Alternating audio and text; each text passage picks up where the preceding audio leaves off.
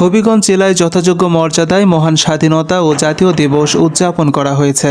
দিবসটি উপলক্ষে ভোর 5:45 পুলিশ বিভাগের বোম্ব স্কোয়াড জেলা প্রশাসকের কার্যালয়ের তৃতীয় তলায় ছাদে 31 বার তোপধ্বনি করে। এরপর সকাল 5:45 দুর্জয় স্মৃতিসৌধে পুষ্পস্তবক অর্পণ করা হয়।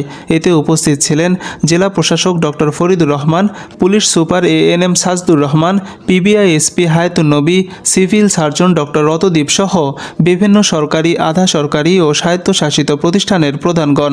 সকাল 6:10 বীর মুক্তিযোদ্ধা MA major general CR Dutta সহ সকল শহীদের স্মরণে পুষ্পমাল্য অর্পণ করা হয়। এরপর সকাল 9টায় হবিগঞ্জ জালাল স্টেডিয়ামে পুলিশ, আনসার, BNCC এবং বিভিন্ন সংগঠনের অংশগ্রহণে কুচকাওয়াজ অনুষ্ঠিত হয়।